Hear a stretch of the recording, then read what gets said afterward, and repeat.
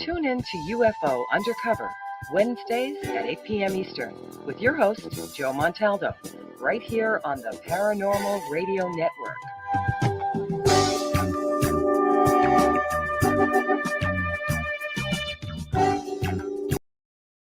I had enough. Well, you drove out there into the middle of nowhere and had some sort of loud verbal display challenging ET in general out in the middle of nowhere? That's what I was doing. I actually had a pistol in my hand at the time. I was really ticked off. When I was having this fit, I was waving the gun in the air, okay, and I had this fit. And at this moment, I said, okay.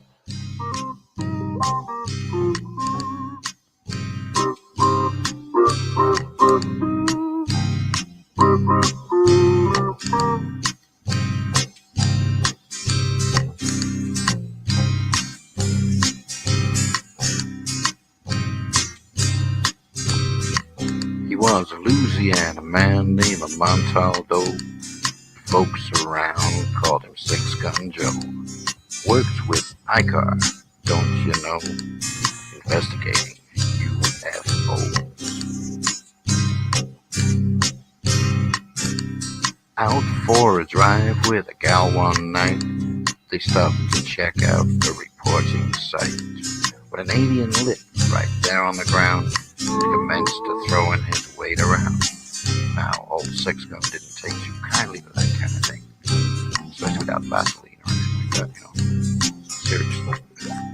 Well, Six Gun looked that critter right in the eye and said, "Any last wish before you die, yo?" Reached for his gun, quick as a twitch, and said, "Fill your claw, you son of a bitch." Now a legend spread across the land about this pistol-waving man. But if you're from space or from Earth below, you don't give no lip to Six Gun Joe.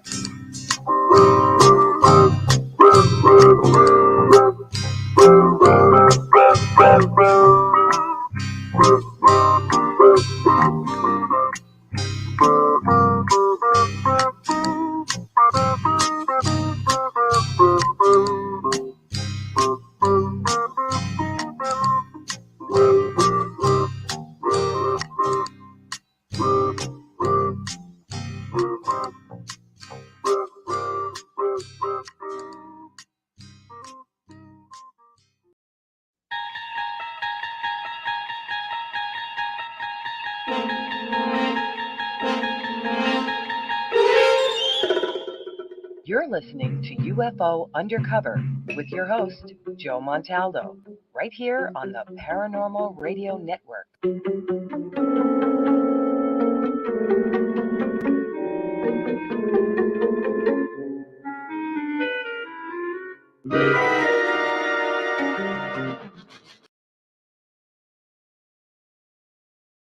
Welcome to UFO Undercover with your host, Joe Montaldo. Hello, everyone. Oh, look, I don't have a head. How'd that happen? Oh, let's fix that right quick. Okay, I'm not exactly sure what's going on. Sorry, guys. I'm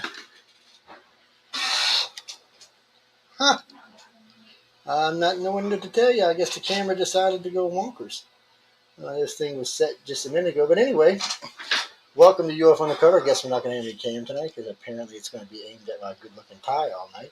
I'm not sure why. It's way up in the air, so it actually should be looking straight towards my face.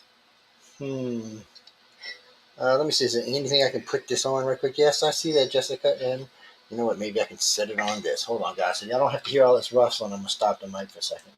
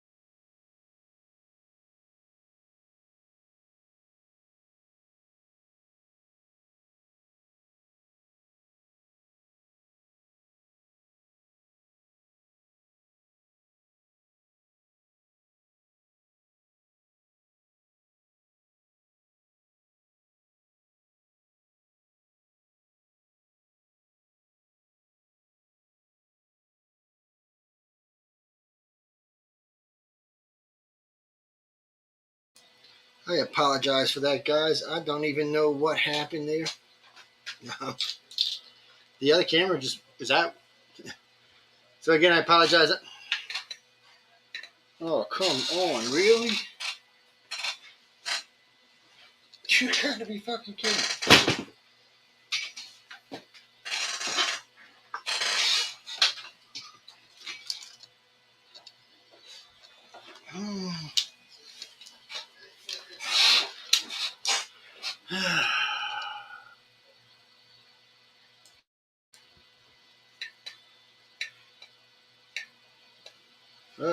Okay, let's try this again.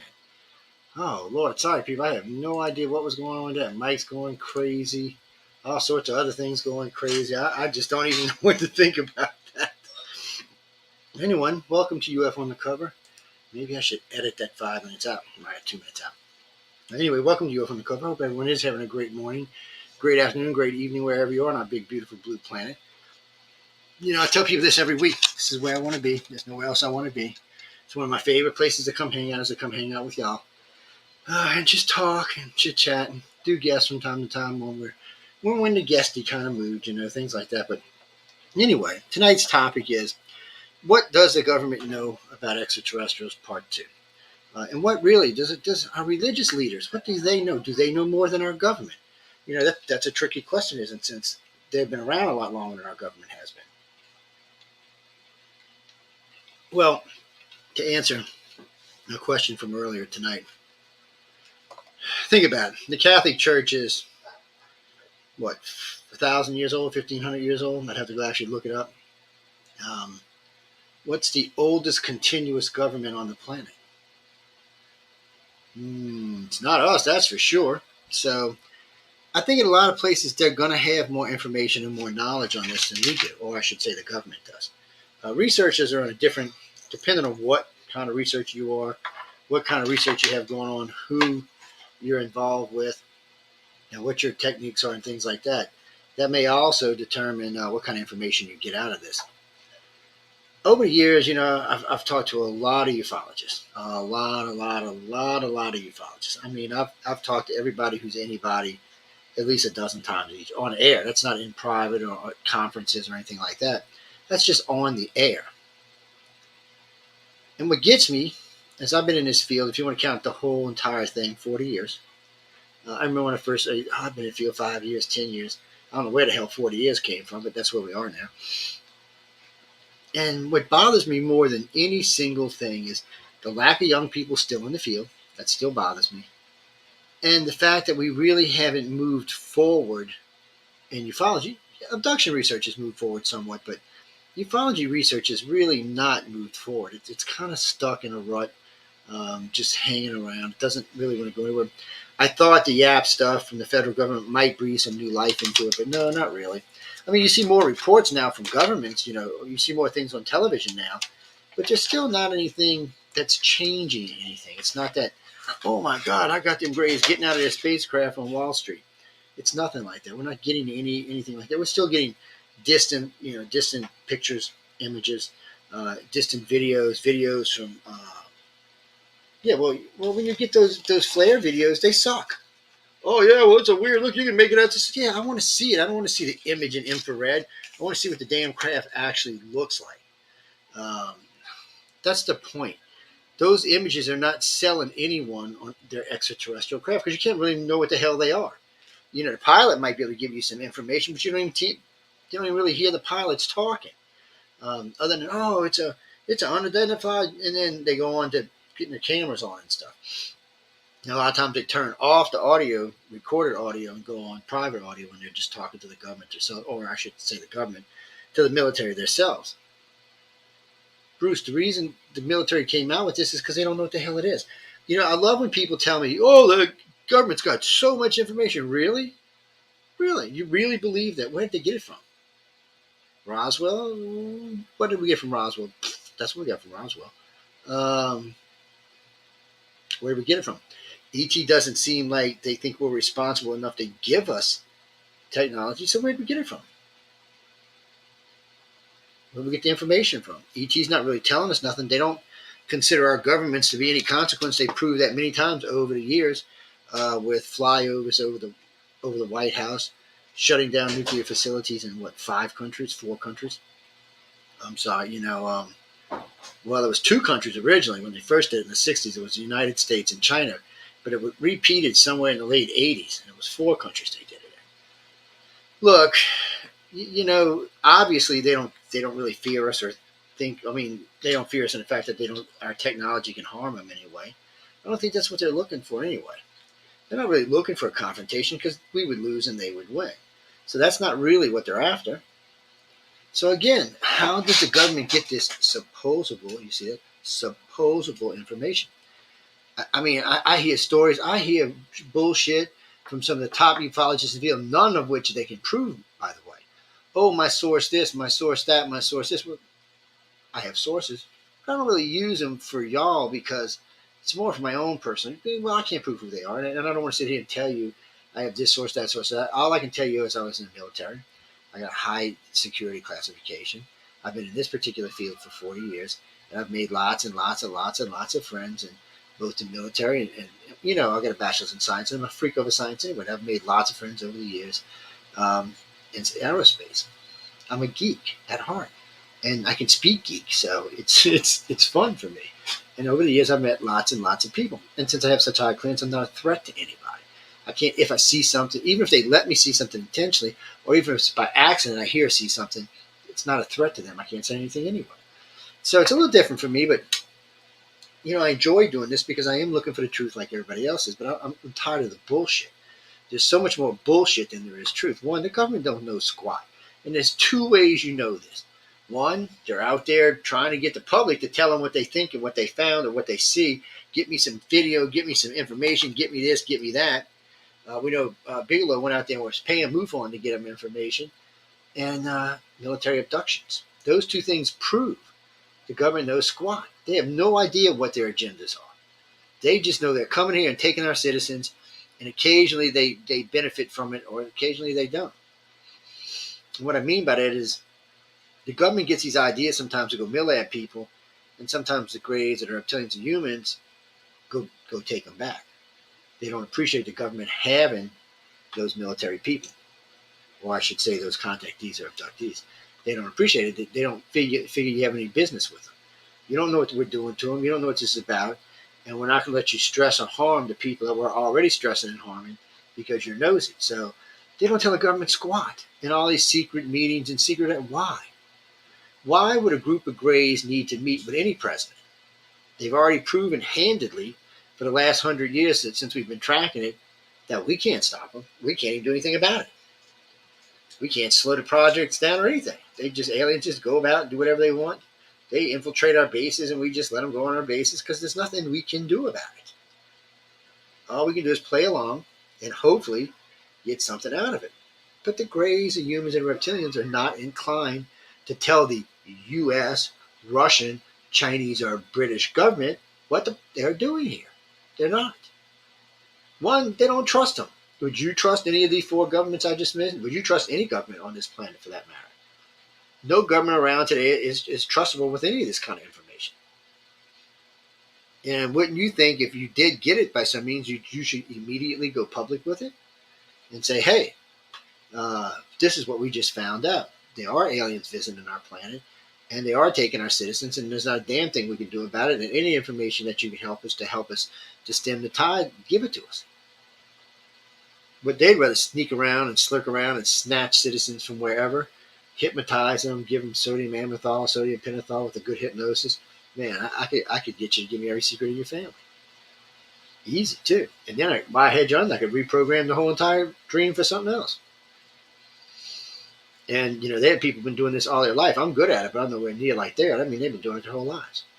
And if you have a good telepath and you can do a passive scan of an individual while you have this going on, Jesus, the amount of information you can obtain and the things you can put back in a person's head is unrealistic. It's just insane.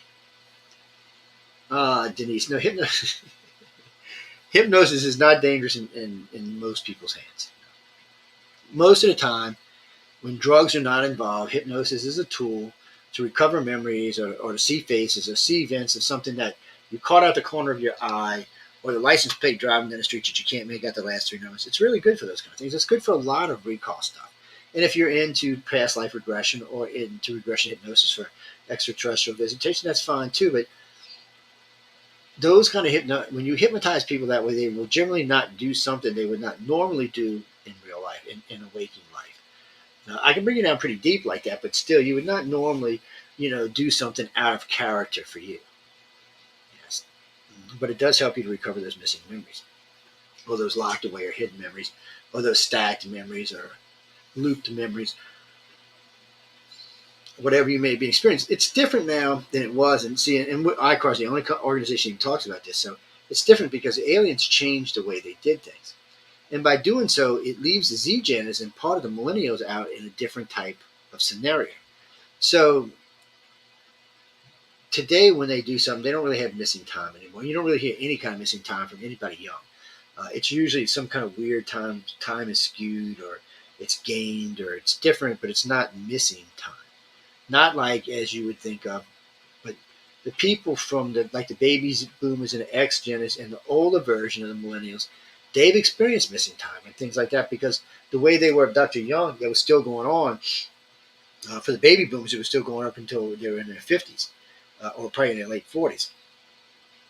Millennials, it was their younger age, from the teens down. And for the X generation, it was prime, 30, 40 years old. So the Z-Geners will never experience that. It's not going to be part of their abduction scenario. Neither is a lot of the ways they used to do memories. Now they just use cover memories as looped memories, just something that is mundane in your head and you don't question. Yeah, I'm walking home from school. I'm out playing ball. I'm talking to my friends on the phone, whatever it might be. It's just something mundane that you're not going to question the memory. You're just going, I do that all the time, so why would I question the memory? Yeah, ICOS, who broke that as well.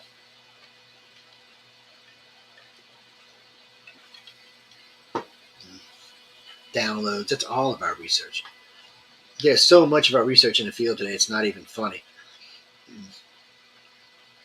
What do you mean, do I get mad? Oh, sometimes, yeah. We released all this stuff, most of it on our own, so we can't fault anybody but ourselves. And we don't mind people using it as long as they give us credit for the research. But a lot of people perjure it in ufology because you're only as good as your last thing in ufology. See, I'm not a ufologist, so I would be considered an alien abduction research. I don't really chase UFOs. Oh, I go to sky watches and stuff like that and visitations, but it's different because we're looking for the pieces of the puzzle. Why are they doing this? Why are they taking particular family lines? How did this all start? That's what we're looking for. We're not so much worried about the technology, and that's for the government to worry about. Well, mainly because I don't think they're going to ever give us the technology, and if it ever gets in our hands, they're just going to come take it. I just don't think it's something they're going to let us have. So for me, I honestly think there are a handful of researchers, probably 6 in the whole world, that know far more than the government does. I mean, far more than the government does. And those 6 probably know a lot. If you had to give the 6 of them pieces of the puzzle, they probably know 50% of it combined, not individually. But it's weird. I was talking with a friend of mine about this the other day, and we talk about core groups. And it's weird for ufology, for abduction research. There does seem to be core groups. So there'll be usually 2 or 4 people that will make up the center of a core group. And then there'll be 8 or 10 people around them. And then there'll be 20 or 30 people around them. It just keeps going out in a bigger and bigger circle until it gets up to about maybe between 25 and 5,000 people. And there's X amount of those core groups around the planet. Nowadays, it looks like the core groups have started to merge, so it's more like 25 or 35,000 people a group. But still, it still focuses from them 4. And those 4 are generally keepers, people that are involved with what the aliens are doing. They know a lot more than most people would ever find out, a lot more than most abductees will find out. Keepers are very unique in the fact that they work alongside of the ET, not forced, but they want to. And they see a lot of what happens to humans, and they still stay and they do it. And they're there to help humans get through it, help them to deal with it while they're on board the ship, explain new technologies that they may face while they're on the ship. If they're people, true contactees or communicators, that we like to call them. These are people that get access on board the ships to lots of different things. So the keepers there to help them along with all of that stuff because they've been through it themselves already. It's kind of like a human mentor in a way. Well, one, when you're on board the big ships, I imagine there are several different types of aliens you get to see. No, I don't think they come down. I don't think they're allowed to come down here. I'm sure there's many, many different reasons. One, the primary reason I think it would be too dangerous for them. For alien races along our own evolutional standards, or I should say standards, but along our own evolutional plane, we could be dangerous to them. And even ones not that far ahead. It's like the black-eyed people. Everybody always would tell me they're demons and ghosts, but I've heard many, many contactees talk about them being with the Greys. And then when we started posing questions, we found that they were just another race like us, on ship, involved as keepers for their race. You mean why were they with us? That's a good question, but there could be lots of answers to that. Maybe because they wanted to see how it goes if the abductions are the same for their race as ours. Maybe they wanted to scare somebody. It could be anything. And maybe humans get to go see them get abducted. But all that is sheer speculation because there's just no evidence other than this dream or that dream. And it's not that I write off dreams because there could be a lot of information in a dream, but it has to be a dream. One, it's got to be a waking dream, and two, generally those kind of dreams that show up in other people, either just alike or real close to it. It's like the Holocaust dream. I mean, 1/3 of all of our contactees, which today is, I think the organization's got over 100,000 people who have submitted. So that would be around 33,000. Or have the Holocaust dream. And when I say have the Holocaust dream, they have the same dream, different places, same dream. With the exception of one group dreams about this. It sounds like a military base they're on. There's like white houses and buildings, like little stores and stuff on it. Little streets. It's like a little town, village with a big 18-foot chain link fence all the way around it. No dogs, no guards. Also, they're allowed to have the blue plasma baths, I guess, to keep them safe from whatever the plague is that's running loose on the planet. But that's the only. They're still in that group because they understand what's going on. They're just like in a safe haven. Sounds like the military gathering them up to me. Well, if it is truly a plague or a pandemic of some kind that only lasts 7 days, then I would imagine if you found a group of people who seemed to be immune, you'd want to snatch them up and see what you'd find out. That's what the key. This answer here would be in a book, but that's what the other keepers do. The ones who will be left behind when whatever ends, whenever they take whoever they're taking. Well, for me, a lot of times it sounds like the Bible. It sounds like Armageddon, Revelations. Yeah, there's a great plague that comes across the planet, killing all but the contactees and anybody who's managed to get their blood into their system. Kills all those people. And it's reckoned to be somewhere around 10 billion, so that's not that far in the future. But I never put dates because I never know who's telling the truth and who's lying. And we could have a war and kill off 2 or 3 billion people. So that could be a couple hundred years, maybe even 1,000 years in the future. But whenever it is, I know there is facial recognition all over the place.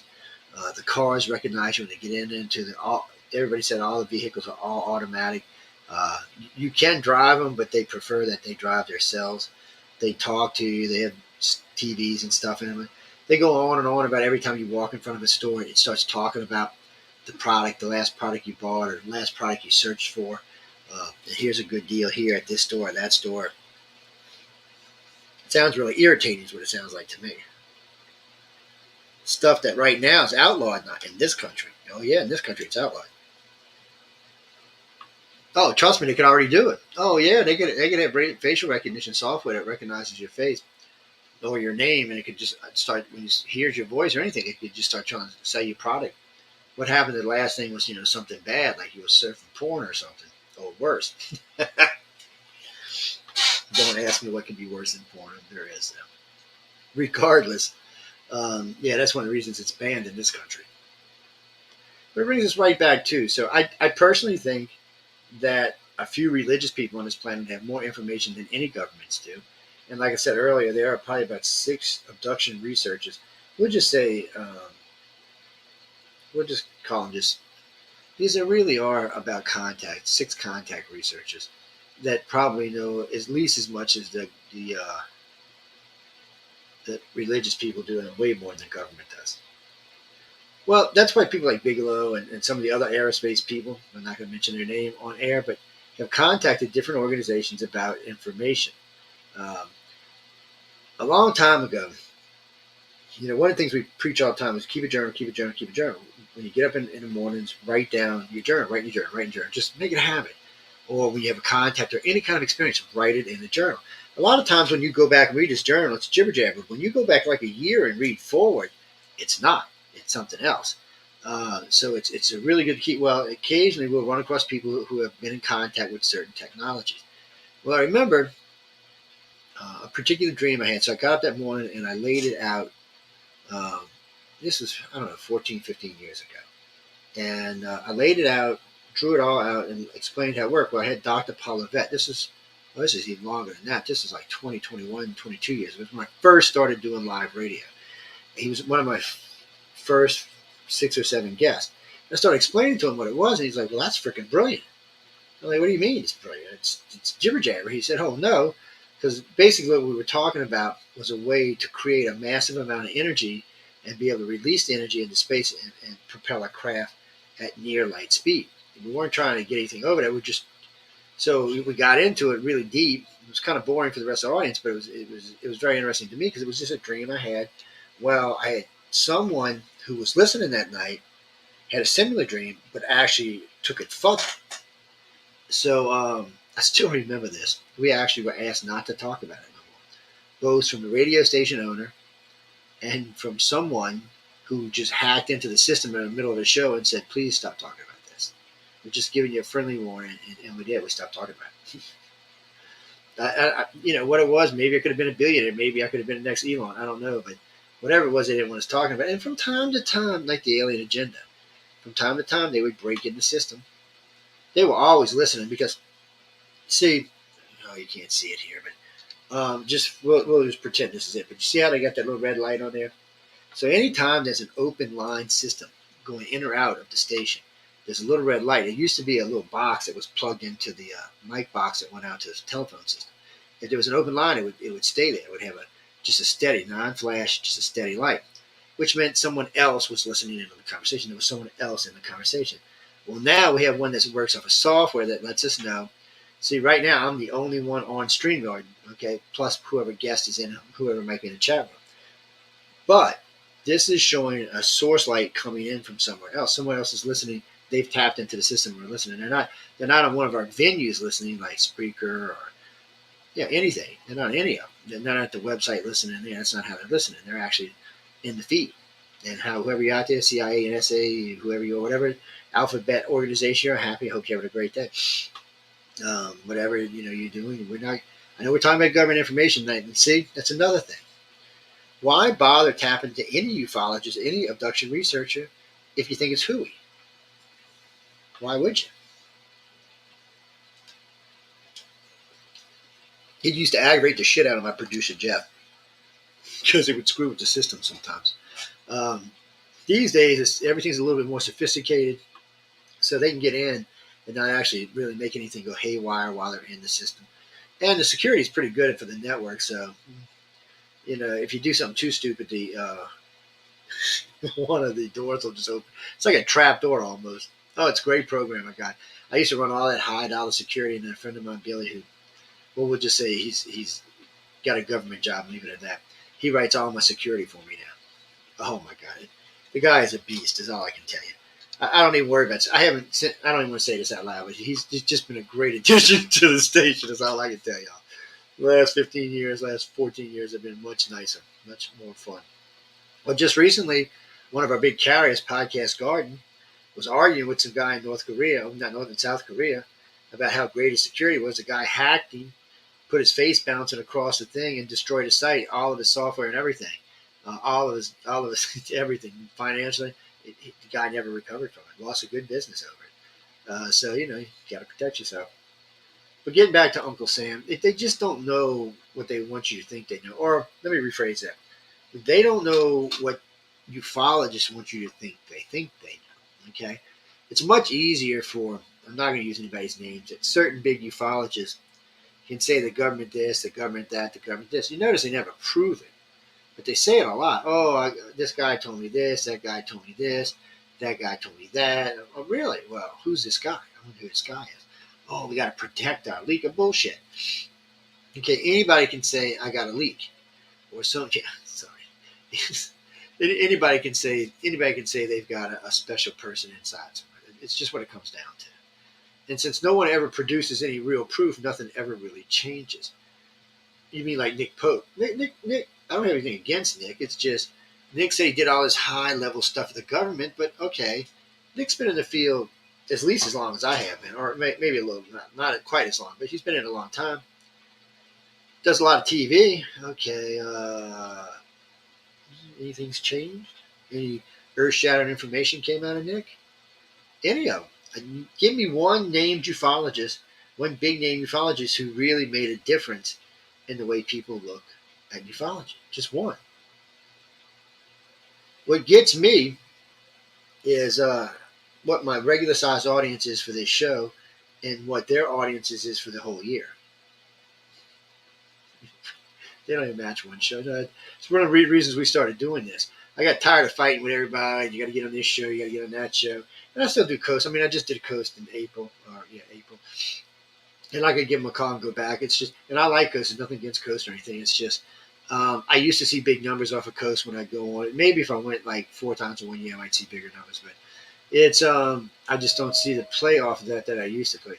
That is my Phantom doorbell. I don't know what that's about. We installed a door cam today, and now we have a Phantom doorbell. Good, there it goes. I don't know what that is. I ain't heard all the show. All of a sudden it did it. It's like the door last night that opened up and stopped. My stepdaughter standing with us. She said a big blue orb came in her room. I don't know. Weird stuff. I might have to get the girls on. Yes, the girls. The women, I'm sorry. Michelle DeRocher and Amelia Passano. Yes, they come on next on the Outer Room. I haven't looked to see who their guest was, but I'll check before the show's over tonight. Why do I think that religious people have more information than the government? You ever heard of the Catholic Church? Just said, you ever heard of the Catholic Church? First off, Monsignor Balducci, who I met in Washington, D.C. back in, I think it was 2009. Him and I had a long discussion. I felt sorry for Paula Harris because she was translating. And it was just too much to be believed. But anyway, I mean, she had to work hard because we were having a conversation, and he said the church has been knowing about extraterrestrials since its conception, which confused me a little bit, and that they have lots of stuff down in the honeycombs. I'm sorry, food's on my brain, people. They have lots and lots of different pieces of proof down in the archives, which some people get to go into, by the way, and get to see.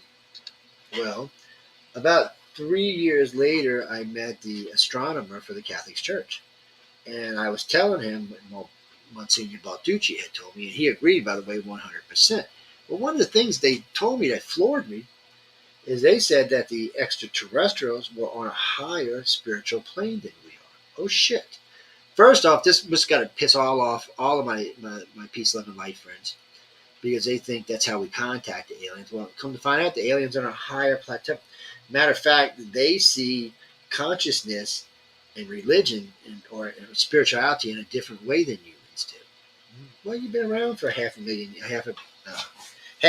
years, and so you might learn some stuff that we haven't. I mean, as a race goes, we're 10,000 years of civilization, maybe 12 if you want to, maybe 10,500 if you want to count the cities we found off the coast of India when that tsunami hit. So 10,000, 12,000 years of civilization versus, 500 million years, 300 million years, a billion years. I mean, we're like insects. Humans just don't understand. These are not races that are like next to us or close to us. They're not even using what we call click and touch technologies. The Greys don't use it at all. The Greys use strictly organic technology through mental manipulation. That's what they use. The Greys and humans use a combination of. They don't use organic. They use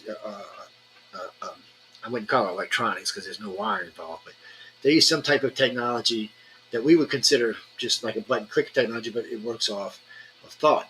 There are no switches or anything like that. But there are screens and other stuff. There are fixed instruments on the ships and stuff like that, where if the Greys, there's only an instrument panel if it's needed. It creates it when it needs it, takes it back when it doesn't. It's a very efficient design. Yes, and the ships can produce their own food, their own fuel, and the Greys' food there. Well, one of the Greys' food sources there. So it's very interesting stuff, and it's far beyond anything that we're even thinking about.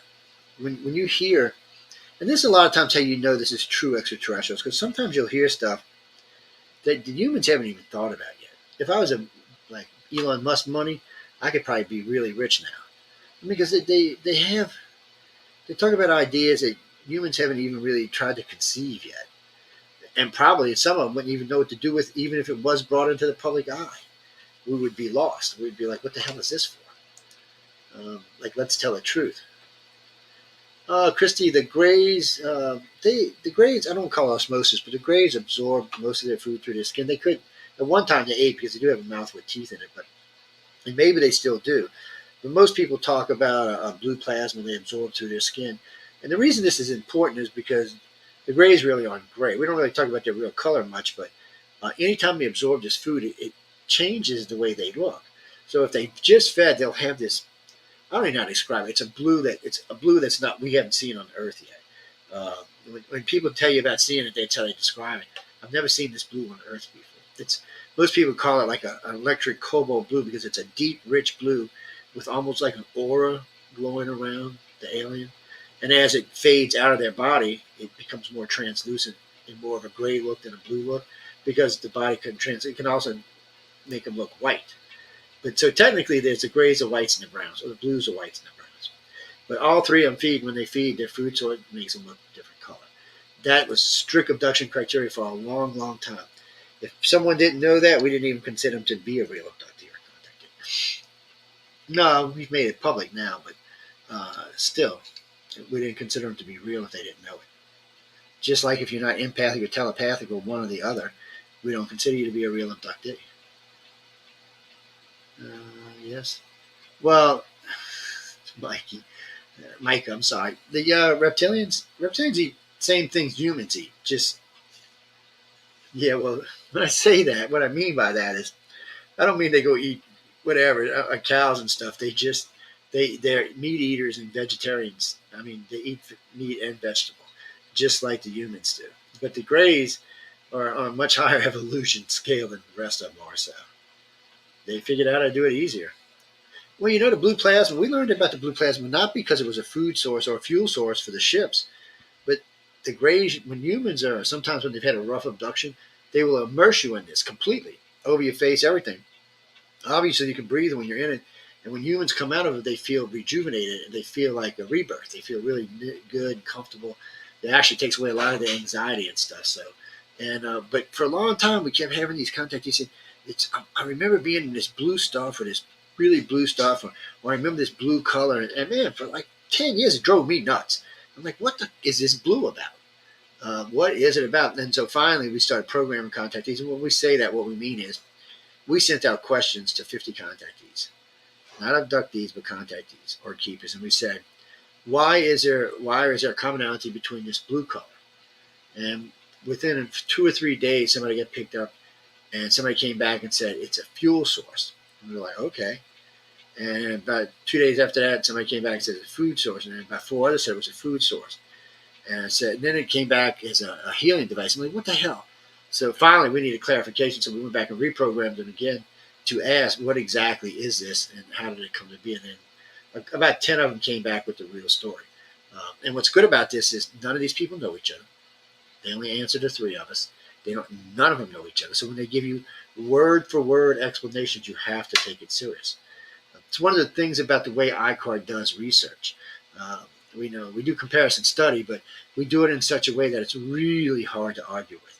So, when none of these people know each other, there's no chance of them finding out what the question is, and there's no chance of them meeting each other to go over what they're going to tell me. It's a very unique way of doing research, and it works really well. We've learned a lot of stuff over the years. We've asked a lot of questions, and we've learned a lot of stuff over the years. And it's an interesting way of doing it. But you mean would I give the government all my research? Wait a minute. Okay. I've said this on air before. I have no problem because a lot of the research we do, I talk about on air anyway. I would have no problem with helping the government with a lot of this, and in some ways, I've already have. But there are some things like names we're not really willing to give out because with the amount of people who submitted applications to us, you heard me say 100,000, so 21,000 of them are from India alone. 5,000 of them are from Brazil alone. So that's 26 out of 100 right there. Only about 25,000 or 26,000 are from the U.S. The rest of them are spread out from around the world. China, though, China, I think we've only got 200 or 300. Russia, we've only got like 100. Europe, on the other hand, if you do the EU as a group, they're probably around 35,000. It's just people who submitted and took the questionnaire and took the contactee study, the gray reptilian or human study, whatever alien you were picked up by, or a combination. But it's a really great way of doing research. It's a good way of getting good, solid information. And our problem is, again, I'm like everybody else. I'm trying to find out why the ET is so interested in humans. The family line thing, sorry, from slurping anybody's ear. The family line thing, though, really, for me, that's really just about when they were taken initially. So the reason they abducted these family lines is because initially, whatever 50, 100, 500, 5,000 people they initially took in the very first abductions, these are the family lines, and they're following these family lines forward. And I've said this before, people don't think about this, but the Greys live a long time. All the races live a long time. It's quite easy for just a one reptilian or one Grey to been there when your great-great-great-great-great-grandmother 50 times removed was abducted and has been there ever since. And if reincarnation is real, they've actually watched you reincarnate because you are a Grey contactee, so they're taking you, or a reptilian contactee. Yes, people don't think about these kind of things. I do. I think about all this crazy stuff, but it's one of these things that you have to stop and think about. They've been here a long, long time, and they've been taking us forever. So, if there is reincarnation, they're seeing you. They're probably recognizing you at that. And they've abducted your mom, your dad, your grandfather, your great-grandfather, and so on and so forth back. They know your family and things about your family that, frankly, y'all have forgotten about. They've abducted relatives that you have forgotten about and moved on from. Yeah, it sounds a little harsh, but it's true. But we got to take a break in a second. But yes, just getting everybody used to breaks again. Advertising, we lost one of our big companies who pay for advertising. No, we didn't lose for anything we did. They went out of business. Yeah, what can you do?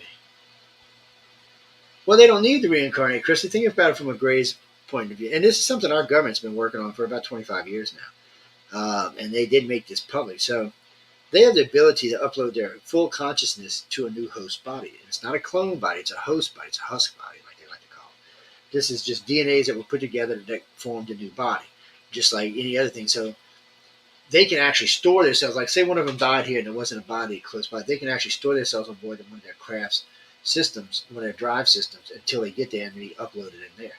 It's how they do us a lot of times. People don't realize when we talk about the abductions, there's really three kinds of abductions.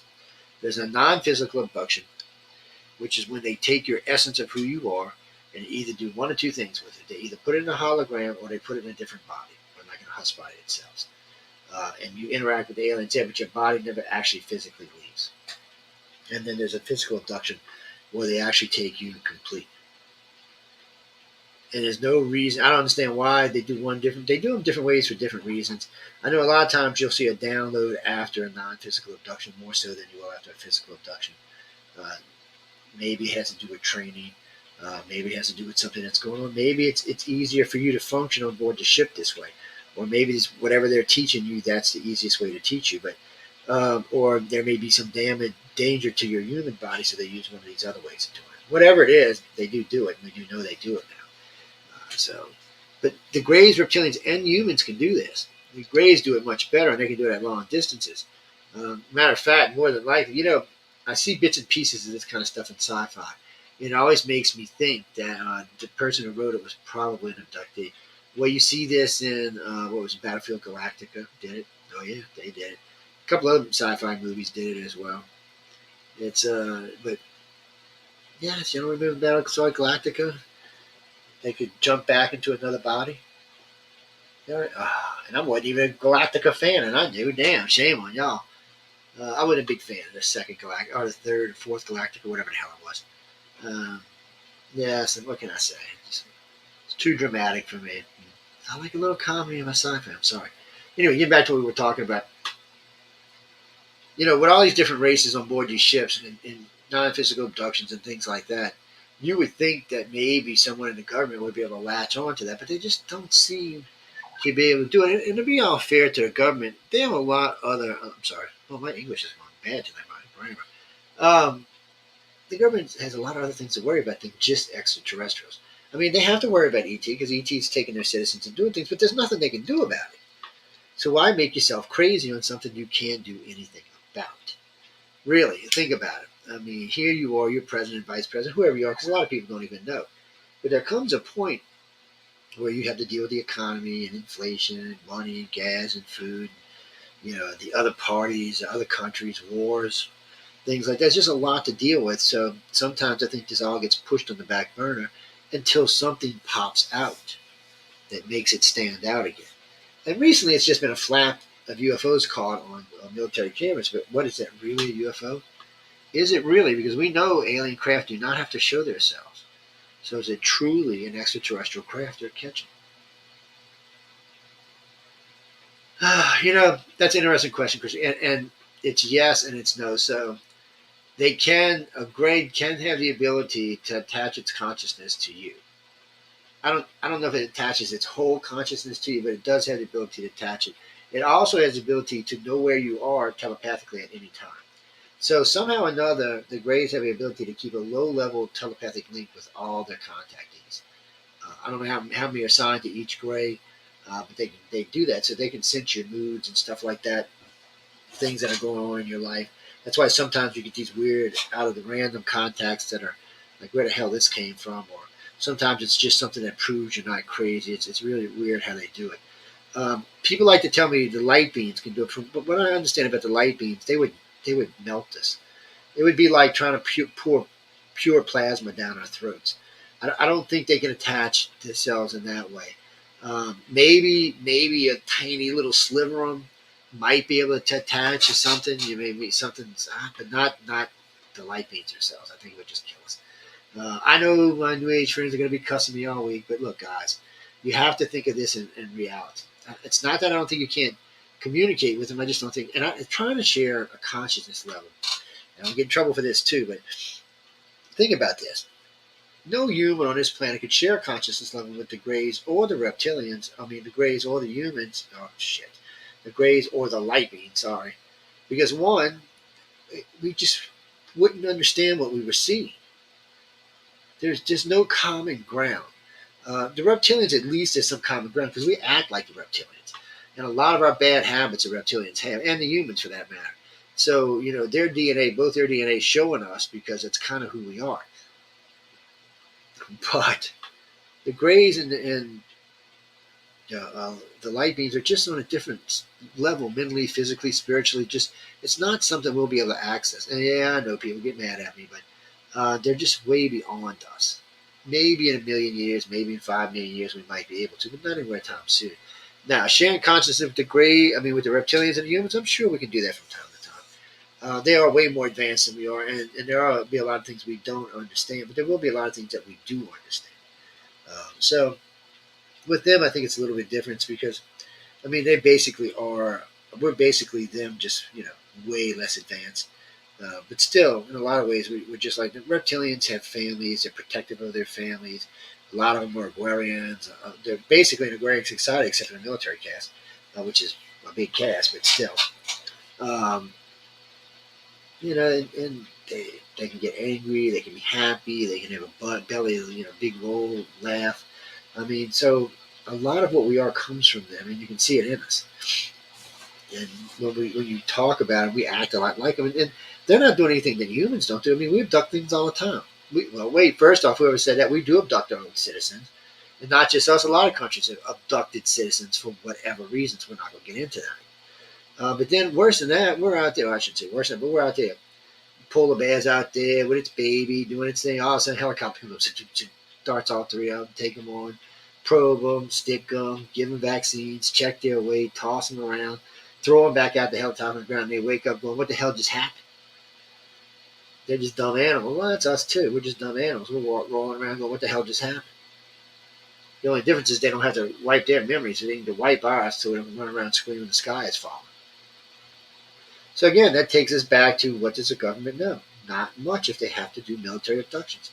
And in recent years, the amount of military abductions have gone up, not down. And the reason why is they just don't know what the hell's going on. They don't really have that much technology. And see, I get in trouble with this because a lot of ufologists make their mainstream money off of things like Roswell and Eddie and Barney Hill and cases that are really irrelevant to today's ufology. I mean, they're so old that they really doesn't make a difference in today's ufology. Most of the people who are involved, well, all the people who are involved with those cases are dead. And there's so many researchers that have said so much crap today, you don't even know who to believe. So they're just irrelevant cases when it comes right down to it. Which gets me in trouble because I shouldn't say that, but it is. So and it's not just that. I mean, people making their money off of writing about other people, or writing about other books, or putting other people's research together and stuff like that. I mean, that's all fine and dandy, but how many times can you do that? And how's it really helping ufology? It's not. The problem here is these people are all about their self and not about the field or the people that want to learn. No one really offers anything for kids or young people, teenagers. They don't even try to make it attractive to them. They don't even think about it. Unless somebody gets a name mentioned in one of the sci-fi series. When you go out, like we did a thing a couple of months ago. Matter of fact, I did it with a DragonCon. I was sitting in a booth at DragonCon asking how many people knew what MUFON was. One out of about every 20. And these are people at DragonCon knew what the hell MUFON was. These are, young people. It was actually depressing. I asked how many of them were into ufology. Shit, like 1 out of every 100. It's our fault. It's nobody's fault but our own. We're the guys that screwed this up. And I've been preaching this for 40 years, and still nobody's out there changing. I've tried, and we do try, and we've probably got more young people in the organization, 18 and up, but still. Minimum age is 18 not to join. And we're in the middle of, it'll probably take us, it won't be till after the end of the year, but ICAR's going to become, how can I say this? They're going to become the database for a new organization. Yes. Well, ICAR's been around a long time, 25 years now, and we want to keep it around. But we need to move in a few other directions that the confines of that organization won't let us do. ICAR kind of owns all of this. It's hard to explain. They are. So when you hear us talk about United Public Radio and UFO Paranormal Radio, it technically belongs to International Community Family Research. That's who it belongs to. It was designed for them to have a way to get out the information without having to wait months and weeks and years to get on somebody's radio show or television show to get it out. And yes, once you get famous enough, you can get on TVs and radio shows. Well, I don't know, go on Ancient Aliens. I've been on Ancient Aliens 3 times. Yeah. And I'm seeing pretty good feedback from it. But you know what I've seen from it? I introduced a blood type study on there, and then I seen 2 different ufologists claim it was theirs. And this was cracked me up. Linda Moulton Howe did this. She was one of them. So 2 years before the second time I went on, I had introduced the blood types. I had actually introduced it 10 years earlier than that on a New York radio station. But I had come in for the first time it was done on television, was on Ancient Aliens, and I introduced the blood type study and what it was and what it was about. And And it was a big hit, and everybody loved it. So 2 years later, they asked me to come back on and talk about it again. I said, fine, it's something I like to talk about, blah, blah, blah, blah, blah, blah. And I went back on and talked about it. Well, I'm watching that episode because I'm in it, right? 10 minutes after I'm done, here comes Linda Moore. How claiming it was hers. Even though I was actually on before she was in that episode, and 2 years earlier, she was claiming it was hers. She quoted me word for word for word for word. It was pathetic. I can't even believe Ancient Aliens let her do it. It was just pathetic. Yeah, it was. I don't think she realized, because a lot of people realized that were watching the show. I got a lot of email about it. And I even got email from some of her friends. And I was like, dude, I said, oh, I don't know what happened. I said, maybe somebody told her about the first appearance and she read off and on and she changed, whatever. It didn't really make that much difference to me because the information is out there for y'all to use. So if I just, my only issue was she should have said some of this research was based on international community failure research. And I'd have been perfectly fine with her using it because I want it out there. That's the whole point. The more people that know about this, the more people are going to go take this test, and the more people I'm going to find out if it holds true. Right now, 66% of everybody who's out of the 100,000, 66,000 are Rh negative, and 34,000 are Rh positive. Well, that's a little confusing because the majority of the planet, 85%, is Rh positive. So shouldn't it be that way? Does Greys and reptilians and humans have a favorite blood type? And if so, why? What the hell? And if so, are they the ones that introduced it? Because remember, people, until 45,000 years ago, there was no, or 35,000 years ago, there was no Rh negative on the planet. Everybody was Rh positive. Pretty much everybody was brown skin, brown hair, brown eyed, and Rh positive. That was our planet. Which is, they say we're going to end up going back to, well, brown skin, not so much the eye color, but the hair color and skin color. They said probably within 1,000 years will be just a relatively brown skin and brown hair. They're talking about it as a population interbreeds is what they're talking about. Yeah. I have no idea because I'm not going to be alive. So what do I give a shit? And I wouldn't care anyway. What does it matter? Yeah, I mean, what do you mean? Oh, no. No. Okay. To whoever just said that to my ass comment, my wife is black haired, brown eyed, Rh positive. Yes. What do you thought I was going to say? Yeah. You see, we were just wrong. Yeah. Yes. Well, no, actually, there is one organization that did do that. They flipped the data and said just the opposite of everybody else who's done this, which is right now, there's been at least 100 of us have done it now. They flipped the data and said it was all positive. And I would have probably let it go, but I knew somebody who was on the board. And I asked her, I said, is everybody on that board Rh positive? She said, yeah. I said, okay. That told me right there. No, it was just too funny. You mean ICAR organization? Oh, I am Rh negative, yes. I'm O negative, actually. And which is kind of funny because in the organization, so this is weird. The majority of contactees are Rh negative in the organization, but the majority of directors are not. The majority of directors are Rh positive. I mean, I was like, in the very beginning, I was like the sore thumb, man, because it was like 90% were Rh positive. Well, a lot of my friends are Rh positive, apparently. Maybe Rh negative, Rh positive. I don't know what it is, but so when we do the data, we have a strict rule at ICAR. Everything's watched really close. There's people who just keep an eye on me. So I don't go crazy and start saying crazy stuff or develop a cult or something. No, I'm serious. You think I'm playing, but I'm not. One of my good friends, Dee Andrew, who passed away, and I miss her a lot, they used to call her my babysitter. Now, Dee was ICAR's national director, so she wasn't actually my babysitter because she had a lot of work to do. But she was the one that kept me on track. Her, another friend of mine, and Linda, my wife, kept us on track. Well, because it's easy to start believing your own press. It's easy to get into that. And I didn't want to fall into the trap. I wanted people around me who were not scared to say, hey, Joe, what did you just say, you dumbass? You know, I didn't want to catch. Rh negative is cool because we're a different kind of person. Yes, and before anybody asks, yes, there are differences in personalities between Rh negative and Rh positive people. There are. There's, what do you mean, more new age? I don't know if that's true or not. I have not tested that. You know, maybe one day I will. Yes. I have not actually tested that. No, because I got a lot of friends that would be considered new age. Well, New Age is a dirty word because it doesn't really do justice to my more advanced soul friends. There you go. No, because they're not all crazy. A lot of them really have good, stout, strange, strong ways of thinking. They just want to save the planet and stuff like that, which is nothing wrong with that. You mean fairy princess? No, we're not even going there tonight. No fairy princess tonight. No, sorry. Leave it alone. But really and truly, RH negative people are different. And even amongst RH negatives, the O negative people are a little different too. Maybe they're a little crazier, maybe they're a little different.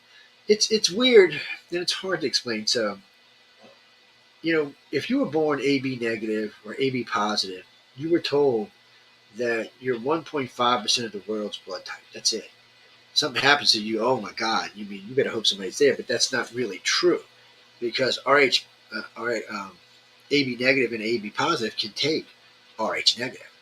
Oh, I'm talking O negative, which is the universal donor. So technically, they got 8% chance of surviving because of the RH negative. I should say the O negative, but O negative people can only take O negative blood. There is no universal donor for O negative people. And since they're already donating their blood out to save other lives, they can find themselves in a qualm, especially if they're traveling abroad, because the world is a weird place. When we did this blood type study, we realized that there were sections of the planet. To put this in perspective, so most people don't know this, but you can go look this up for yourself. The majority of people who live in Central and South America are O. Whether it's O positive or O negative, they're O. It's weird. It's weird. They're just O.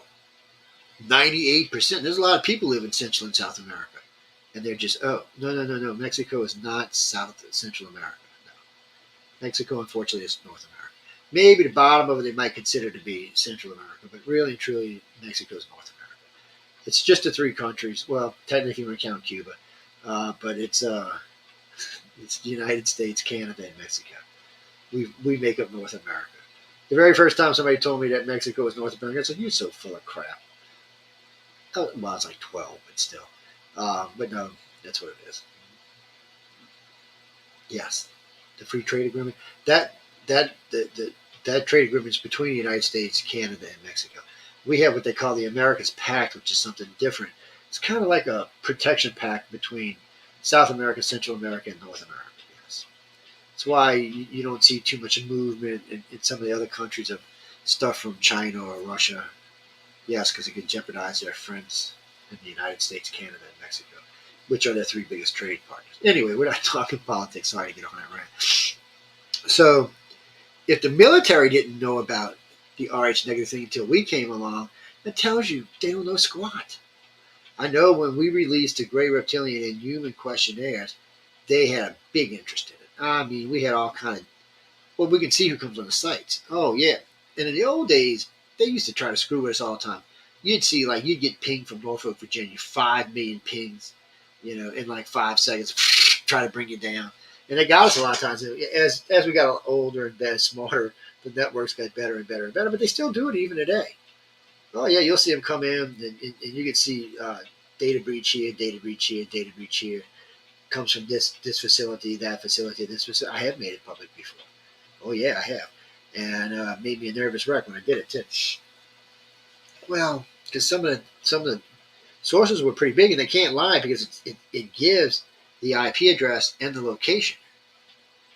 The program we used to use was called Hack Tracer. Got something a little bit more sophisticated. A friend wrote for me now, but Hack Tracer was a great program. I don't know if they still got it. You'd have to look it up and see. I don't want to give you bad advice, but it was a great program. Anything coming or going on your computer, it could tell you where it was going, where it came from. It would trace shit sometimes. You'd go 40, 50 different locations. It'd still find it. That was good. It was a damn good program.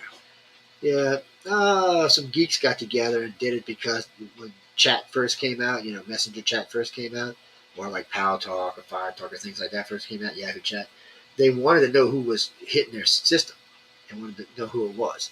So it was invented for that. That's what it was invented for. Yeah. So they kept it around for a long time, but I don't know what the version is now. Well, I imagine they got something else out there. It's always some kind of great program. You mean, why don't they just ask the Greys? Because the Greys give them the big fat bird finger. All right. You want something let's just do the human type aliens because they look more like us, except their head's like this much deeper than ours. It goes back about that much further. But front wise, I mean, they're bulky and stuff, but they still look like us. What is it you're going to give them for them to give you something? Well, obviously, we don't have no technology to give them. Maybe if we got a piece of the Grays or Reptech, we could trade it with them. But why would we do that? It'd be better to trade back where we got it from. So, what is it? Why would they give the government anything? So that the government could use it against them? No, that's not going to happen. They're not going to give them weapons of any kind because they're going to use it against them. Yeah, they're going to try to shoot down with their own ships or get something like that or something along those lines.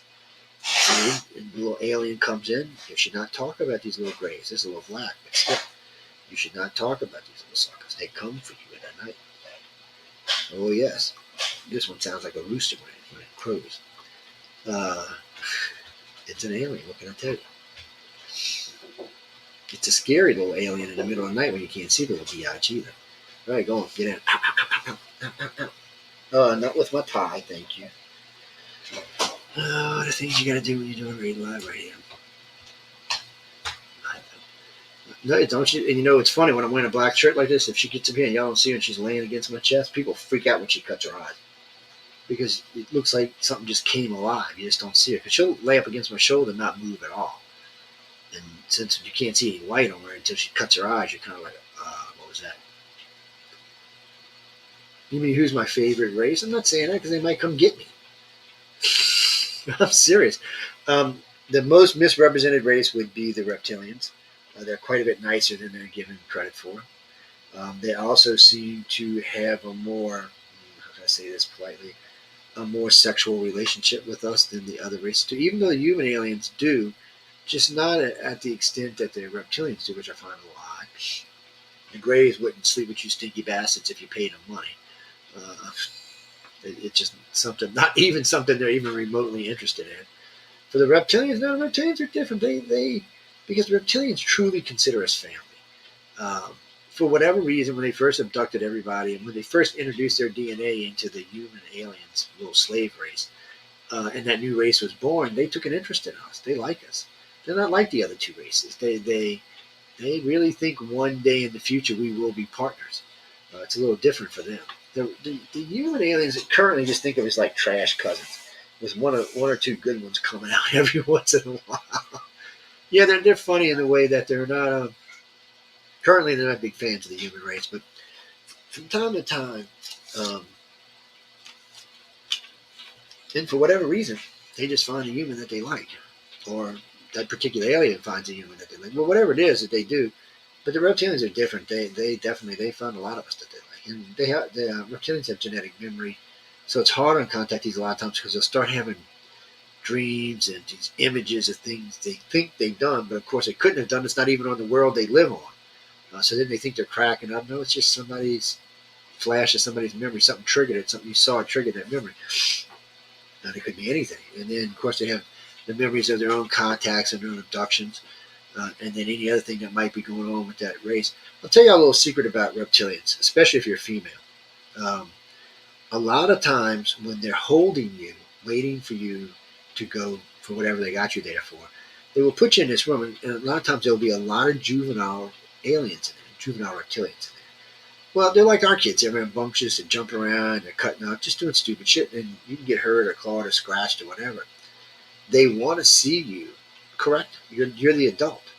You're the mama, you're the daddy, you're the grandma, you whoever. But generally, they respond if you sum it up who you are. You don't necessarily have to use your voice. It's better to use it telepathically, and force that telepathy that like sit your ass down, and through your telepathy at a really hard rate, they'll sit down and behave. Yes, and then you make big brownie points with the reptilians. I shouldn't have told you all that, but well, because for a lot of females, even for a lot of males, it's scary. I mean, these reptilians, even their youth can be 6'2", 6'3", 180, 200 pounds.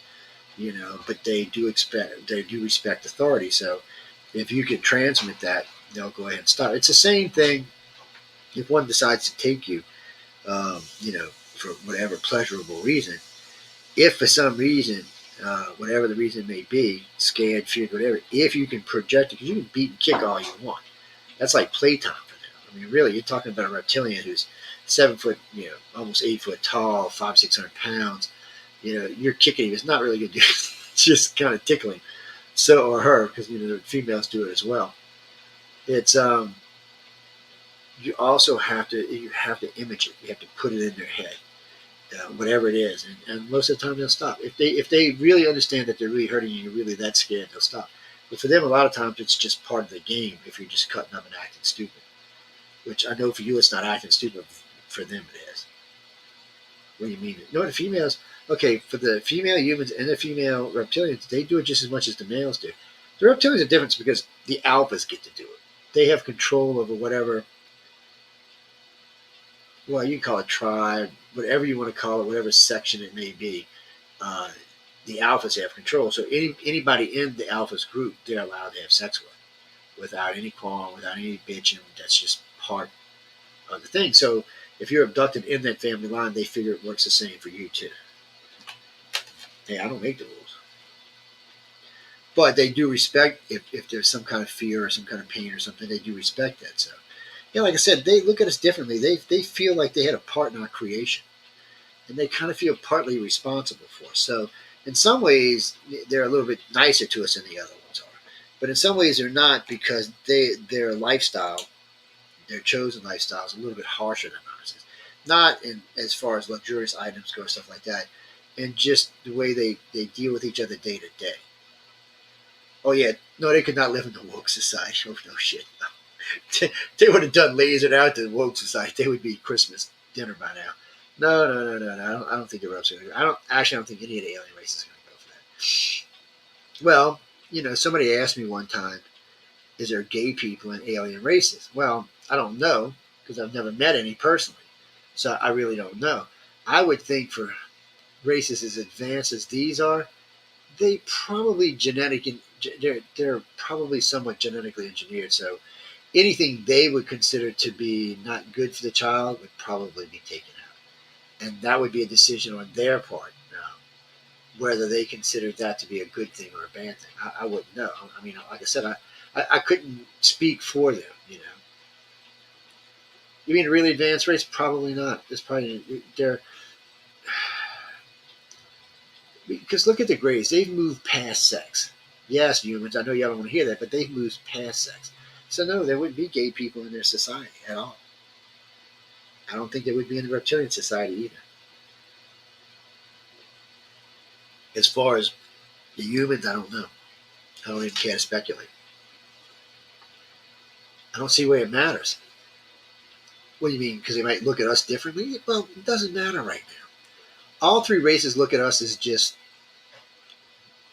a lot of work, as politely as I can put it. They just look at us like we're in a bad place. So why don't the Vatican come forward? It's not just the Vatican that has information, even though they probably have the most. There are other religions. The Mormons have information. Oh yeah. Oh no, we're not going there. Sorry. Because I have friends in that particular church. Yes. No, I don't. I'm not a member myself, but they're good friends of mine. I'm not going to talk about their religion. Sorry, guys. Baptist. I was a Baptist. I was a Catholic first, and I was a Baptist. It's I doubt the Baptists have as much as the Catholics do. It's one of the things. Who's got the more information? Which I would think right now, if we had to name any religious group that had the most information, I'd say it was the Catholics. Oh, by far. By far. God only knows what they have stashed. I don't even think God knows what they have stashed away in them damn archives and them catacombs. I really don't. He's probably like, why do you have all of this? You can release some of this to the public and get rid of some of this information. Be nice to the rest of the world. Well, because in the old days, I think the powers that be and the religions thought that there couldn't be God in ET. But I think that's changed today for a lot of people. I think with Father Monsignor Balducci's statements and the gentleman who was the astronomer statements, you had a couple of Muslims come out. You had a couple of Jews come out as well. They even had a couple of Mormons that come out and said, there's way more life than God created. So they don't really have a problem with there being more life anymore. You're always going to have some stuck-up assholes, excuse my language, that can't get past it. They don't want to give up the control is what it really is. But it's the same thing with our governments. They don't want to give up. Admittance of extraterrestrial takes away control from both the government and the religions.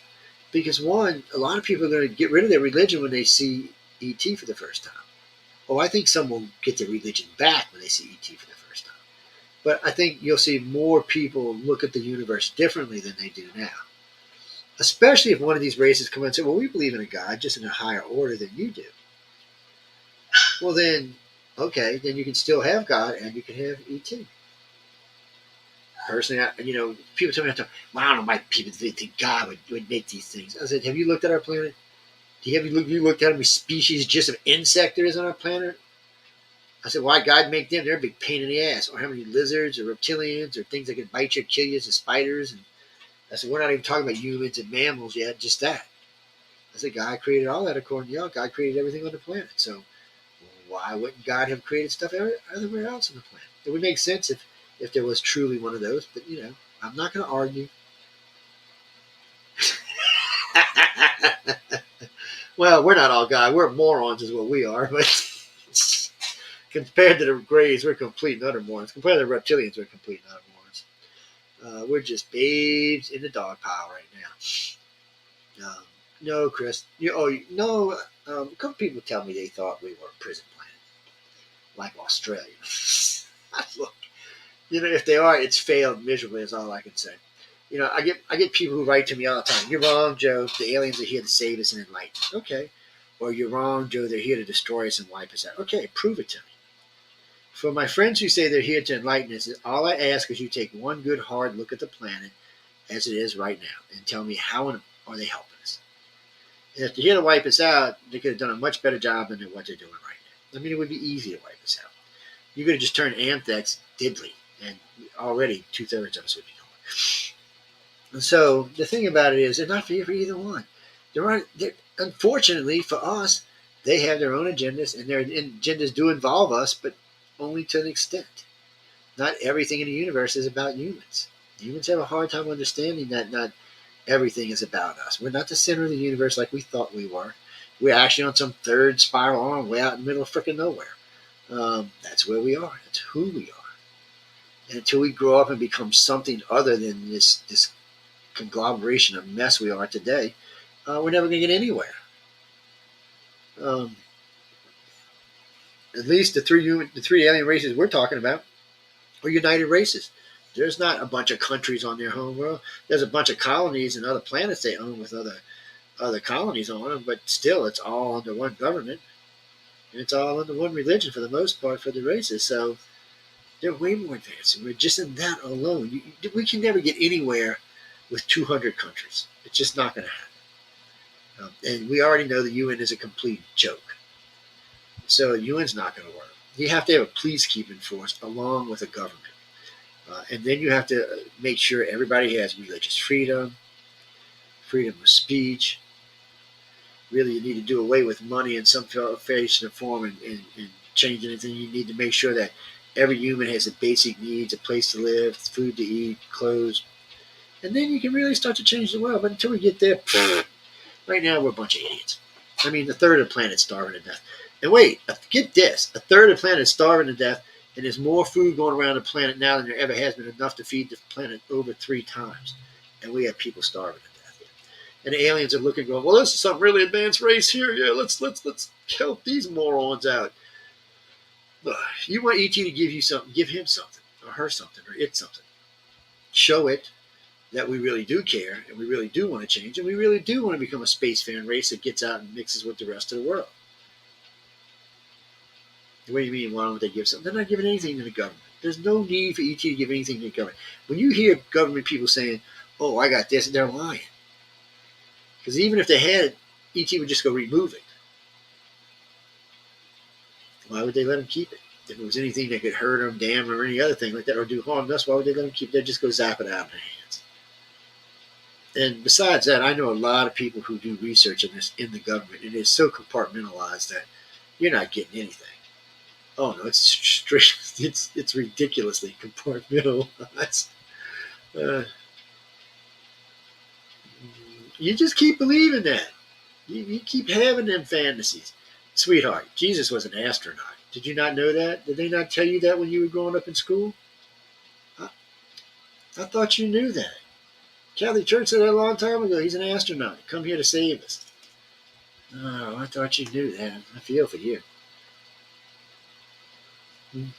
Yes, Janine, I did once lose a job for saying that. I most certainly did. Yes. Well, because when it comes right, so real quick, how much time we got? We got a little time. So real quick, uh, there's really three current methods of how we got here today. Of course, there is that some religious person put us here. Whichever religion you want to believe in, I'm not going to say nothing right now because there's lots of different religions on the planet. I'm not going to say who's right or who's wrong. So some religious entity put us here, okay, or some alien entity put us here, okay, or the current theory is panspermia put us here, which is the building blocks of life deposited throughout the universe, carbon molecules and stuff like that, deposited in primordial soups like our planet was. And it grows, and it stretches and squirms and stretches and squirms and grows, and all of a sudden there's life. And then here, 4.5 billion years later, there's us. Yes, the universe, by the way, doesn't do anything quickly. Yes, it just doesn't. No, really, when it comes right down to it, so you have to ask your question: what do you consider God to be? And when you talk about, especially when you talk about the Catholics and the Christians, the Father, Son, and the Holy Ghost, what do you consider them to be? Can you prove that they were not extraterrestrials? Because let's not forget, almost all the miracles Jesus performed can almost all be reproduced by man today, and we are not gods by any shape. We are. If you had, we will more be on the other side than the good side in today's society. So, what is it? Or what was he really? Was it the only way that the people that lived at the time could understand who he was to make him the Son of God instead of the extraterrestrial that he was? Is that what happened? See, I don't know. I wasn't there. All I can tell you for sure is I do believe that Christ lived at the time he said he lived, and he did do a lot of things he said he did, but who he actually was is anybody's best guess. Once I learned that Mary was in the desert for 3 months alone, and the place was occupied with Roman soldiers, I got a little nervous about how correct the Christians actually were. Made me just a little bit nervous. And then I learned about the Mormons, who believe that it's on a different world. Then I learned about another religion that also believes we're from a different world. And then I learned something even far more greater than that the human body, the biological clock for most humans on this planet is set to 24 and a quarter hours, and our optimal body temperature is 73 degrees Fahrenheit. Well, the only planet that had it at its peak was 55 million years ago was Mars. It had an average temperature of 73 degrees. Or was it 63? I get them confused sometimes. And then Earth, by the way, in case you didn't know, it has a 23 and 3/4 hour day, but Mars has a 24 and a quarter hour day. You figure it out, you explain it, but our biological self is not even set for this planet. So are we actually native from here? That's a big question, especially if you think Atlanteans exist. We may not be native to this planet. We may be Mars rejects, or maybe you're all right. Maybe it was a prison planet from Mars. Maybe over the years we evolved into something else because we wouldn't look like this if we lived on Mars. Belinda, what about it? I have nothing against Christ. I was raised Catholic, sweetie. I made my confirmation and my communion. I used to teach Wednesday school classes. Yes. And my wife was Pentecostal for like 15 years. I'm not telling you, never want to argue the Bible with us. I'm just warning you ahead of time. But you know what? You know who talks about that like Kathy is, what is his name? He's a regular on the show too. Why can't I remember his name? He just wrote to me. I'll have to get it posted, but he just wrote to me 2 days ago about coming on the show. He does, not one of my favorite things, channeling. I'm not a big fan of channelers, but some of them I think do a decent job, but most of them just irritate me. But they were doing channeling consciousness. People with enlightened consciousness is what I should say, yes. the news. And thank you. My consciousness is half in light. The other half is just pissed off. That's just how it is. Well, life is a bitch sometimes. Life is a beach, and you get sand in your crack. How's that? No, really. I mean, most people who meet me, it's funny because it's always funny when my close friends are with me or one of the kids are with me and somebody comes up. He's just so nice and so sweet. The other day, my son's looking at his woman like, "You've got to be kidding me. He's just a mean ass." Yes. And I can't be when I get aggravated with people. Nah, age has mellowed me quite a lot, to be honest with you. Much sweeter and nicer than I was in my 30s, that's for sure. Or my 40s. No, in 40s I was just mean. That's how I got famous in ufology. I didn't know that originally. I wasn't actually a debunker. I was starting the ICO organization, but man, I spent a lot of time just debunking a lot of bullshit. Oh yeah, I used to hack people off left and right. Just constantly. Because people are just constantly just tossing bullshit out there all the time. Why don't I think? Because I think the government doesn't know. No one is giving me a way for the government to know. How's that? Whatever they're getting from the mill labs is limited. There's been no real contact between the government and the extraterrestrials, not in an information sharing way. Because you have nothing to give the Greys or the reptilians and humans to get them to share. We're giving them our citizens? Bullshit, they're taking our citizens. We're not giving them our citizens. They're taking them. And nobody write to me about you signed the contract to get abducted. I don't want to hear that bullshit. No, you did not. Maybe your great grandfather or grandmother 5,000 years ago might have, or 50,000 years ago might have, but you didn't. You're just a product of what started long before you were even a dream. I'm just honest, that's all. Very poignant, very honest. Well, I don't know. I believe in shared consciousness because I teach dream weaving, and I still do teach dream weaving. You can share people's consciousness, and you might even be able to get on the outskirts of maybe the reptilian or human's consciousness, their shared consciousness.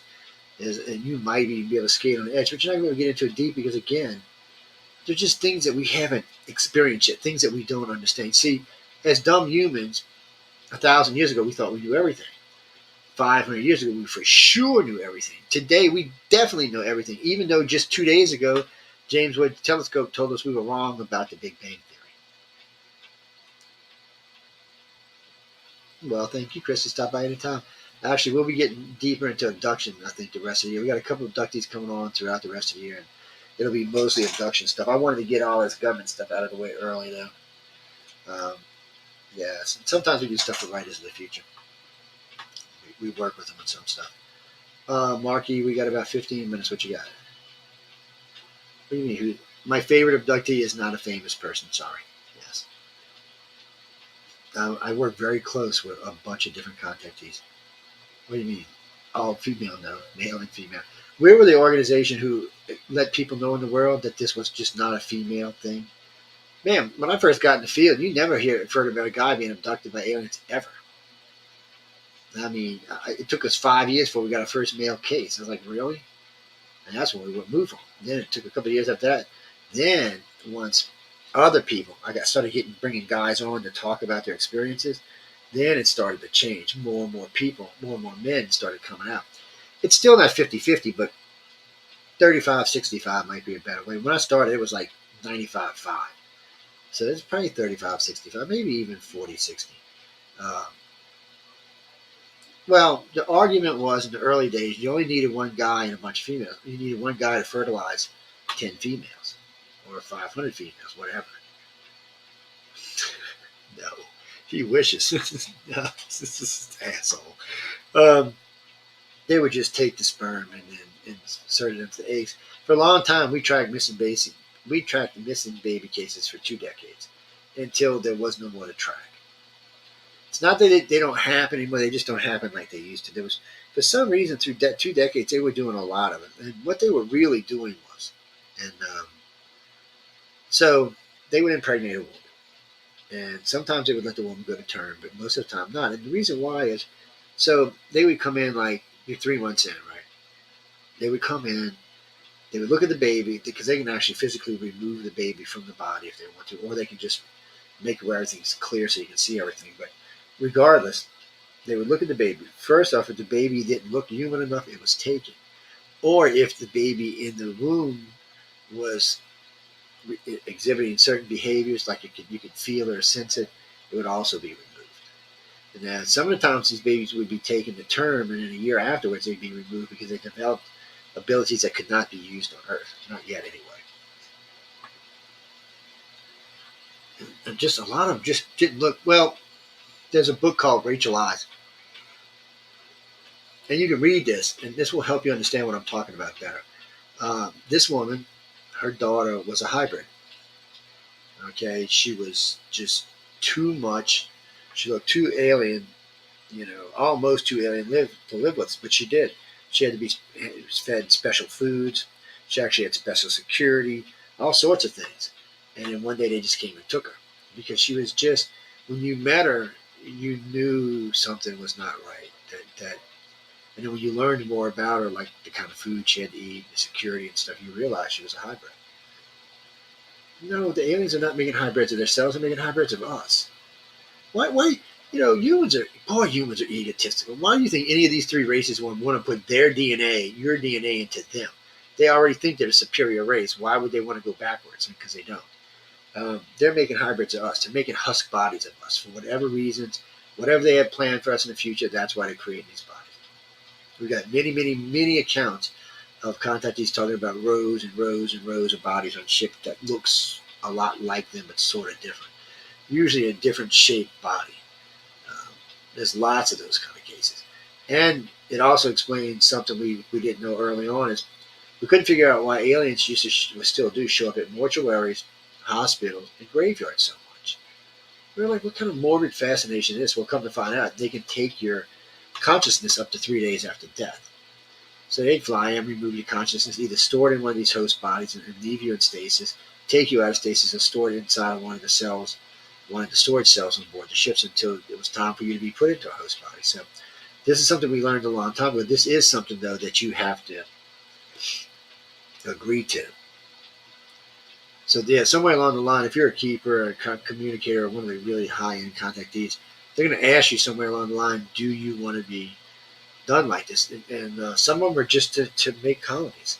This is just another way, if they find good people, they're trying to make colonies all over the universe. And it's just one of the things they do. And you'll be a human, whatever hybrid, living on some colony somewhere. Or you might even be put back here when things change here. But regardless, the only thing I don't like about it, or do like it, depends how you look at this. The fact that they ash is cool. But it's a way of skipping death. So that's something you want to do. Do you want to skip death? If you believe in heaven and hell, and you think you're going to heaven, do you want to skip going to heaven in order to live another 5,000, 10,000, 20? Remember, once you get into one of these host bodies, you'll have the same abilities as the rest of these aliens. You'll be able to be transferred into another host body, so you'll have an endless lifespan unless something crazy happens. So that's something to think about. Some of the keepers, how can I say this? Some of the keepers, and most of the communicators are going to go off world or be returned to this one when it's recycled. But some of the keepers are actually at a different state, and they're more aggressive. So they're going to use them when the time comes to round up the people here on Earth whenever this thing that the Holocaust people talk about happens. They're going to use those contactees to help round up people and make sure they get to the spots they need to be in so they can be taken. And from some of the stuff that's told, there are going to be things like military and other things trying to interfere with them being taken. So their skill set has to be a different kind of skill set. They'll have telepathy, telekinesis, accelerated strength, stuff like that. I have no idea what's going to be waiting for them. I'm just going by what they're telling me. Spooky, scary, whatever you want to call it. 10 minutes, guys. Who's next? I haven't seen Martha tonight. No, usually if she's in, she texts me and says hi. Most of the regulars will hit me up either in an instant message text or in or Facebook Messenger, or right here in the chat group. I don't know if it's a good thing if the government knows more or less. Do you want them having too much knowledge about extraterrestrial? See, my problem is that right now, if you look at our government, they're so polarized that neither side can really be trusted with this kind of information. Yeah, we're not the peace-loving country we used to be. So, do you want the Russians with this information? Do you want the Chinese with this information? That's what I'm saying. I mean, do you feel comfortable with anybody having this kind of control of this kind of information? I don't right now. I would tell the government most of what I know because I'm a loyal citizen of the United States, but I'm still not going to give up people or places. That's not going to happen. Well, I mean, they can try. They can try to take it out of my head. Am I a contactee? I guess they'll find out if I am or I'm not if they try to take it out of my head, won't they? Like I said, the keepers, the communicators, and the advanced contactees are, especially the Greys, they don't like them screwing with their contactees. And there's been several reports of them going in and violently removing the contactee from the place, generally killing everyone in the place but the contactee. Yes. Well, you know what? There was things in Taken, the miniseries Taken. I actually wrote to them, and there was a bunch of stuff that was ICAR research, like the way they moved and stuff like that. That wasn't abduction criteria, but it hadn't all been released.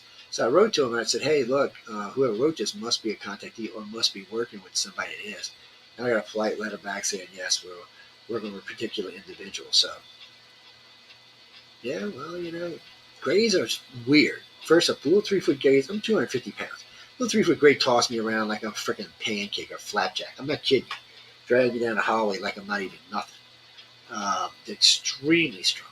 And then their psychic abilities, they can knock you out just by looking at you.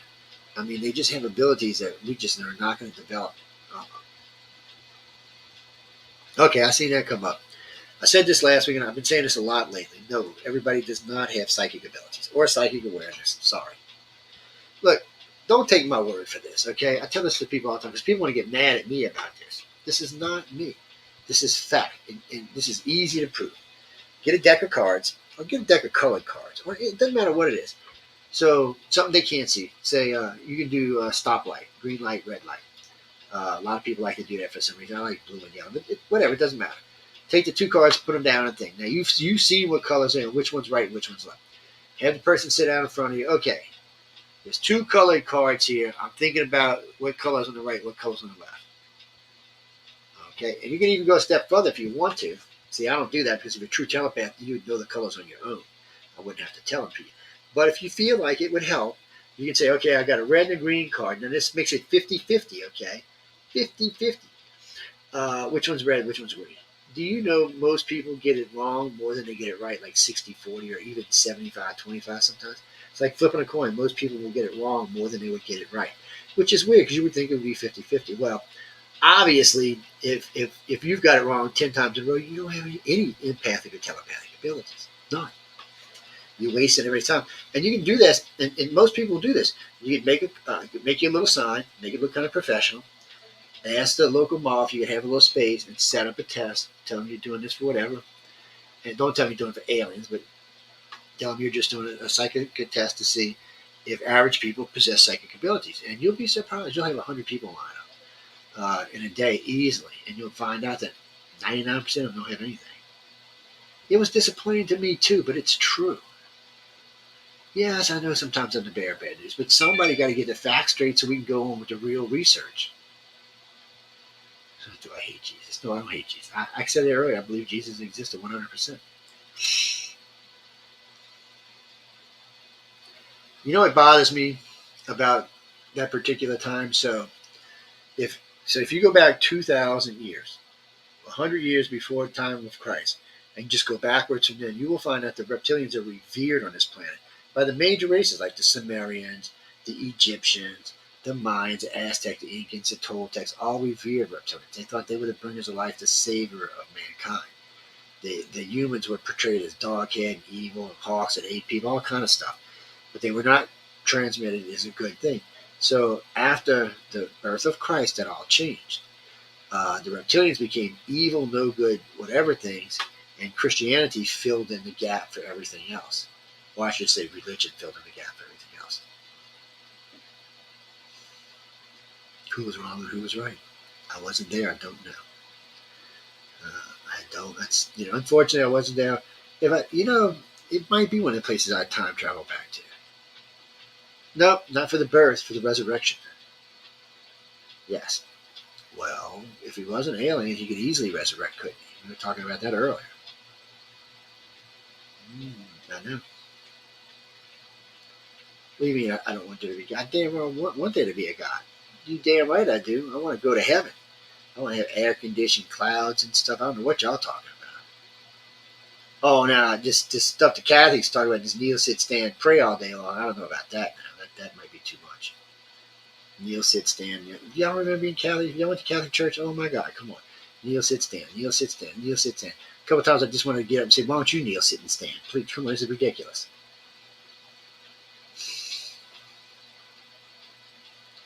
Well, I have a different view of God, I guess. I don't think God's this vindictive person that the church is portraying him as. Or he. I don't even know if he's a he. It could be he, she, or it, as far as I know. But I do not believe that it's this vindictive person that wants to be worshipped 24/7. And if it is, I'm going to be sadly disappointed. Well, I would think if you created the universe and you've been around this long, you don't need all this admiration anymore. You might have moved on to bigger and better things. Again, I wasn't there, so I don't know. But we're getting ready to get out of here, so y'all be sure to tune in to The Outer Realm with Michelle DeRoche and Miss Be Nice, Amelia Pisano. No, they always do a good show. They don't play around. They don't horseplay what you're talking about. I will sick Michelle in your ass. You better be nice. I know where she lives. I will sick her on you. You know what? Hold on. I'll find out before you. Richard Stanley's on tonight. Yeah. Yes. Richard Stanley. They got some weird creative time thing going on, but okay. So, Outer Realm coming up next with Michelle DeRoche and Amelia Pisano. And, of course, Richard Stanley. Good night, Christy. For everybody tuning in tonight, I had a great time. Everybody was hitting us up in the chat room and messages. It's always great to hear y'all chat up. It's always good to see a nice, strong chat group going while we're talking. This will publish automatically to the Facebook and Twitter and all those places and LinkedIn and all. Y'all will get it automatically. For anybody who's looking for it off the websites, the SoundCloud or Podbean, it probably won't produce till tomorrow or late tonight. Be sure to catch it, though. It's fun. It's a nice, laid-back interview tonight. We didn't get too crazy. Crisscrossed about 6-7 topics. So be sure to check it out. On that note, I've got to go, guys. Again, stay tuned for The Outer Realm with Michelle DeRoche and Amelia Pisano. Good night, everybody. Dun, dun, dun, dun.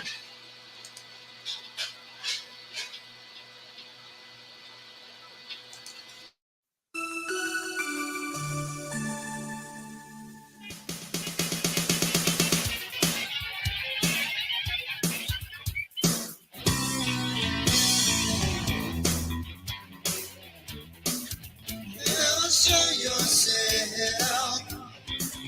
Oh, please show yourself. You come to me in the night. You take me for the starry ride. You study me, you dissect me. You never show me the truth to me. Are you little man from the stars? Why won't you show yourself to me? Let me keep my memories of you.